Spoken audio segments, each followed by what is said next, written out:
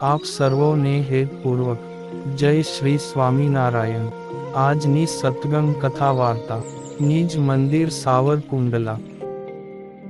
આજની સત્સંગ કથા વાર્તામાં આપણે વૈદિક પુરાણ અંતર્ગત શ્રી વેદરસ કથા સાંભળશું। ભવાટવીના ભોમિયા દત્તાત્રેય ભગવાન। હે પરમહંસો, જેવી રીતે દત્તાત્રેયે તેનો ત્યાગ કર્યો છે, તેવી જ રીતે તમારે પણ ત્યાગ કરવો। દ્રષ્ટાને પોતાનું રૂપ માનવું, બીજું નિર્માની એવા જે અવધૂત તે નાહ્યા પણ દેહને ન છોડતા। તેણે કરીને સર્વે અજ્ઞાનીને ન ગમે એવા મલિન દેહવાળા અને જ્ઞાનીને ગમે એવા જે આત્મનિષ્ઠાવાળા અને નિર્ભય ને જુવાન એવા જે દત્તાત્રેય તે પ્રત્યે ધર્મનિષ્ઠાવાળા એવા જે યદુરાજ તે પૂછતા હવા જે, હે બ્રાહ્મણ, ઇન્દ્રિયોની પ્રીતિને અર્થે કર્મને ન કરતા એવા જે તમે, તે તમારે આ અતિશય વિચક્ષણ એવી જે મતિ તે શા હેતુ થકી ઉત્પન્ન થઈ છે? જે મતિને પામીને સર્વજ્ઞ છો, તો પણ બાળકની પેઠે વિચરો છો।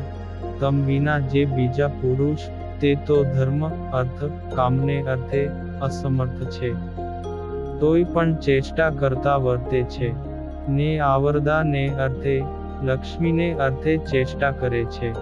અને તમે તો સમર્થ છો, વળી વિદ્વાન, ડાહ્યા ને રૂડા ભાગ્યવાળા છો। અમૃત સરખું છે બોલવું જેનું એવા છો, તોય પણ જડ ઉન્મત્ત પિશાચની પેઠે કાની કરતા નથી, અને કાની ઈચ્છતા નથી। કામાદિક ભોગને અર્થે સર્વે જીવ તે કામને લોભરૂપ જે દાવાનળ અગ્નિ તેણે કરીને બળે છે, ને તમે તે અગ્નિએ કરીને નથી તપતા। કેની પેઠે? તો જેમ દાવાનળ અગ્નિ થકી મુકાણો ને ગંગાના જળને વિશે રહ્યો એવો જે હસ્તી તે નથી તપતો, તેમ તમે પણ નથી તપતા। હે બ્રાહ્મણ, શબ્દાદિક વિષયના સ્પર્શે રહિત ને કેવલાત્માનંદ કહેતા દેહ માત્ર જ છે।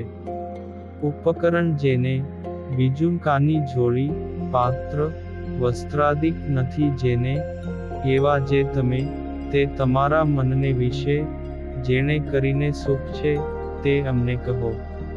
અને જે આગળ વિસ્તારથી કહેશે।